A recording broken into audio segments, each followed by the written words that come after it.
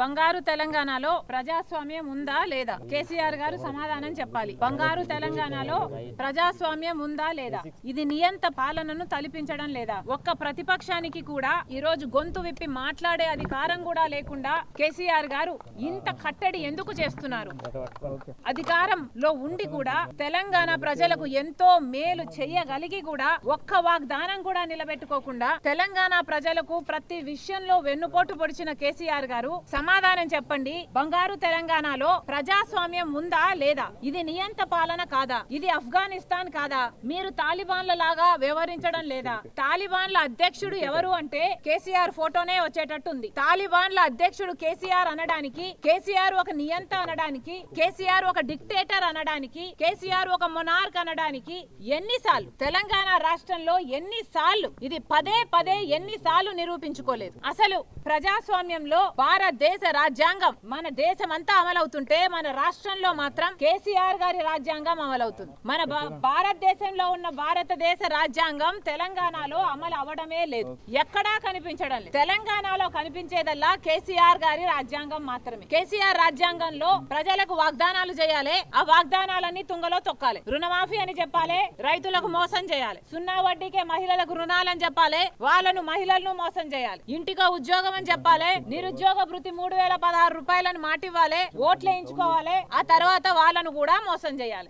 ఏ ఉద్యమకారులైతే విద్యార్థులైతే ఉద్యమకారులుగా మారి కొట్లాడారో వాళ్ళను కూడా నిర్దాక్షిణ్యంగా మోసం చేయాలి. ఇలా ఇంటికో ఉద్యోగం అని, 3 ఎకరాల భూమని, డబుల్ బెడ్రూమ్ ఇల్లని, 57 ఏళ్లకే పెన్షన్లని, ఉచితంగానే ఎరువులని, పోడు భూములని, ముస్లింలకు 12% రిజర్వేషన్ అని ఇన్ని వాగ్దానాలు చేసి అన్ని వర్గాలను మోసం చేయడమే కేసీఆర్ రాజ్యాంగం. కేసీఆర్ రాజ్యాంగంలో మహిళలకు అసలు గౌరవం ఉండకూడదు, రక్షణ ఉండకూడదు. కేసీఆర్ రాజ్యాంగంలో మహిళల మీద జరిగే అత్యాచారాల్లో రాష్ట్రం నెంబర్ 1 గా ఉండాలి. మహిళల్ని ఎత్తుకుపోవడంలో, మహిళలను రేప్ చేయడంలో, మహిళలు మర్డర్ చేయడంలో తెలంగాణ రాష్ట్రాన్ని నంబర్ 1 గా ఉంచడమే కేసీఆర్ రాజ్యాంగం. మిగులు బడ్జెట్ లో ఉన్న రాష్ట్రాన్ని 4.5 లక్షల కోట్ల అప్పులు కుప్ప చేయడమే కేసీఆర్ రాజ్యాంగం. కేసీఆర్ రాజ్యాంగంలో ప్రాజెక్టులన్నీ 80% ప్రాజెక్టులు ఒక మెగా కంపెనీకే ఇవ్వాలి. కేసీఆర్ రాజ్యాంగంలో అధికారం ఇచ్చిన ప్రజలను మోసం చేసి పట్టపగలే ఖజానాను కొల్లగొడుతూ కమిషన్ల పేరుతో కాళేశ్వరం దగ్గర నుంచి అన్నిట్లో రాష్ట్ర ఖజానాను లూటీ చేయాలి. కేసీఆర్ రాజ్యాంగంలో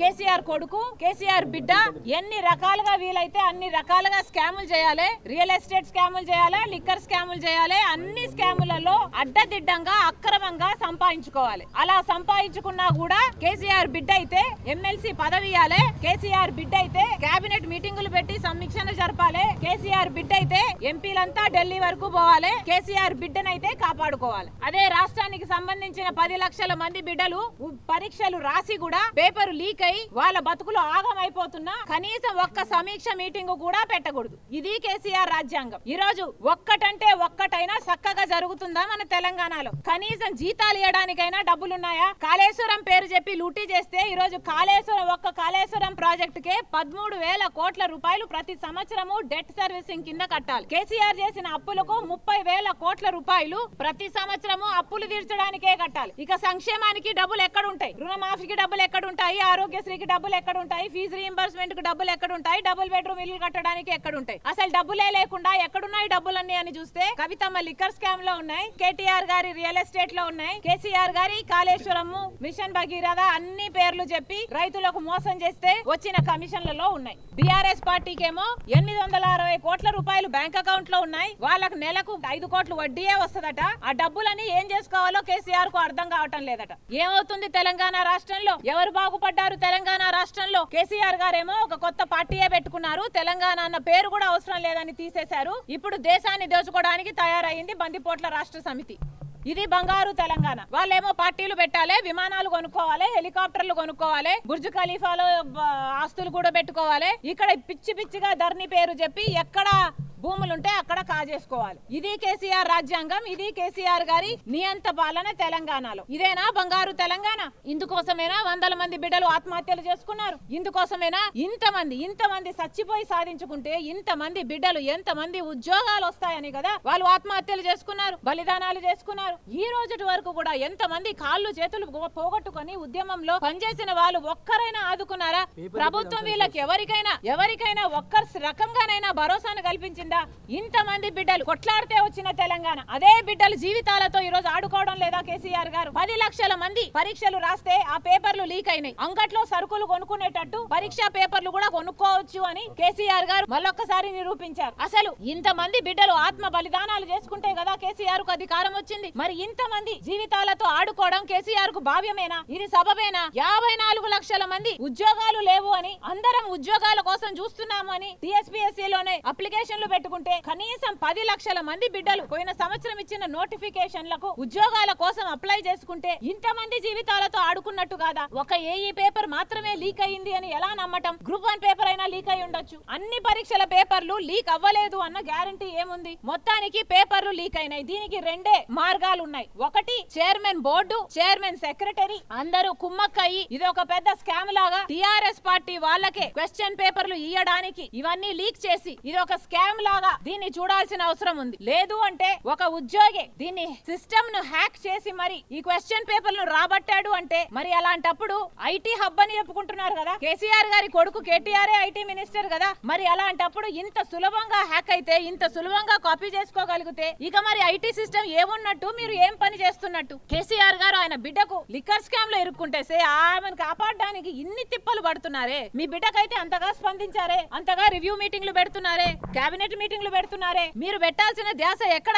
ముఖ్యమంత్రిగా మీకు పదవి ఇచ్చింది ఎందుకు? మీ బిడ్డను కాపాడుకోవడానికా? కనీసం 10 లక్షల మంది పరీక్షలు రాసుంటారే, వాళ్ళందరికీ భరోసా కల్పించాల్సిన అవసరం లేదా కేసీఆర్ కు? వైఎస్ఆర్ తెలంగాణ పార్టీ సూచిగా ప్రశ్నిస్తుంది. ఏమి యాక్షన్ తీసుకుంటున్నారు? సిబిఐ ఎంక్వైరీ వేయాల్సిందే. అసలు మీ చేతుల్లో ఉన్న దర్యాప్తు సంస్థ చేత మళ్ళీ మీరు ఎంక్వైరీ చేపిస్తే ప్రజలకు ఎలా కాన్ఫిడెన్స్ వస్తుంది? తప్పు చేసిందే మీరైనప్పుడు, ఆరోపణలు ఉన్నది మీ మీద అయినప్పుడు మీ దర్యాప్తు సంస్థ సిట్టు చేస్తే మాత్రం, పోలీసులు చేస్తే మాత్రం ఏం కాన్ఫిడెన్స్ ఉంటుంది ప్రజలకు? అందుకే సిబిఐ ఎంక్వైరీ జరగాల్సిందే, లేదా సిట్టింగ్ జడ్జి తో ఒక ఎంక్వైరీ జరపాల్సిందే.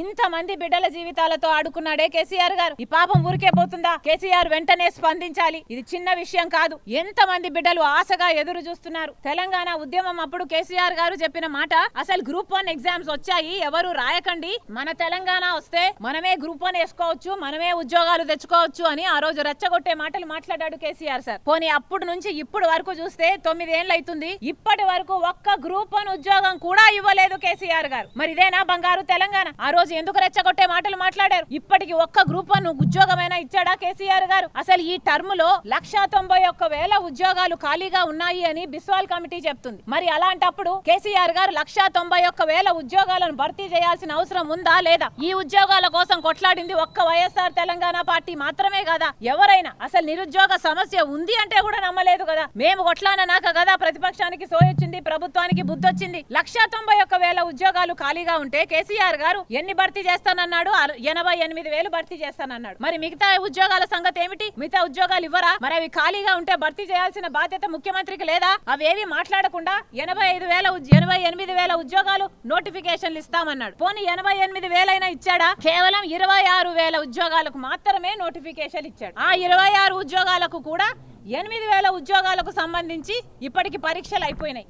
ఇక ఏవి లీక్ అయినాయో, ఏవి లీక్ కాలేదో అన్ని లీక్ అయ్యే అవకాశం కూడా ఉంది. అలాంటప్పుడు కష్టపడి చదువుకొని, ట్రైనింగ్ తీసుకొని, ఖర్చు పెట్టుకొని, ఇంత టైం కేటాయించి, ఇంత ట్రైనింగ్ తీసుకొని, డబ్బులు కేటాయించి వాళ్ళు ఇంతగా కష్టపడి చేస్తే ఆఖరికి తెలిసింది ఏమిటి అంటే కూరగాయలు అమ్ముకున్నట్టు పేపర్లు కూడా అమ్ముకుంటున్నారు. డబ్బులున్నోళ్ళు కొనుక్కోవచ్చు, డబ్బులున్నోళ్లకు పాస్ మార్కులు వస్తాయి. ఇదేమైనా న్యాయంగా ఉందా? ఆ బిడ్డలకు అన్యాయం చేసినట్టు కదా. రెండో టర్మ్ లో 5 సంవత్సరాలుగా ఒక్క ఉద్యోగం కూడా భర్తీ చేయలేదు కేసీఆర్ గారు. మరి అవసరమా ఇలాంటి ముఖ్యమంత్రి? ఇది పరిపాలన అంటారా, లేకపోతే దిక్కుమాలిన పాలన అంటారా? ఇది నియంత పాలన కాకపోతే ఏమిటి? ఇక్కడ లోటస్ పాండ్ చుట్టూతా 144 సెక్షన్ విధించినట్టుగా విధించారు. మొత్తం పోలీసులు ఉన్నారు. నా కాంపౌండ్ లో నేను నా కార్యకర్తలతో ఇక్కడే సైలెంట్ గా ప్రొటెస్ట్ చేసుకుంటామన్నా ఈ రోజు పర్మిషన్ ఇవ్వటం లేదు. ఇది నియంత పాలన కాకపోతే ఏమిటి?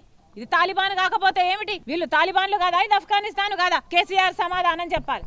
చిట్టాధికారులు చెప్పారు రాజకీయ నాయకుల ఫోటోలు కూడా దొరికాయని. అది ఎలా ఉండొచ్చు? రాజకీయ నాయకుల పాత్ర ఎలా ఉండొచ్చు? డ్రగ్స్ కేసులో కూడా ఇలాగే అయింది కదా. రాజకీయ నాయకులు, సెలబ్రిటీలు ఫోటోలు దొరికాయి, ఆధారాలు దొరికాయి అన్నారు, మళ్ళీ ఎవరిది బయటపడలేదు. అందుకే అంటున్నాం ఒక సెంట్రల్ ఏజెన్సీతో లేకపోతే ఒక సిట్టింగ్ జడ్జితో ఎంక్వైరీ జరగాలి. ఈ సిట్ మీద మాకు నమ్మకం లేదు, ప్రజలకు నమ్మకం లేదు. ఎందుకంటే ఇక్కడ ఉన్న వాళ్ళ నాయకులను కాపాడుకునే ప్రయత్నం తప్పకుండా చేస్తారు. నిజం ఎప్పటికీ బయటికి రాదు. తెలంగాణ ప్రజల పక్షాన కోరుతుంది వైఎస్ఆర్ తెలంగాణ పార్టీ. ఒక సిబిఐ ఎంక్వైరీ అయినా అయ్యాలి, లేకపోతే సిట్టింగ్ జడ్జితో అయినా ఎంక్వైరీ జరిపించాలి. హాయ్ ఫ్రెండ్స్, మా టుడే టుమారో యూట్యూబ్ ఛానల్ చూస్తున్నందుకు చాలా థ్యాంక్స్. మరిన్ని లేటెస్ట్ వీడియోస్ కోసం వెంటనే సబ్స్క్రైబ్ చేయండి. అలాగే ఈ బెల్ ని కూడా రింగ్ చేసేయండి.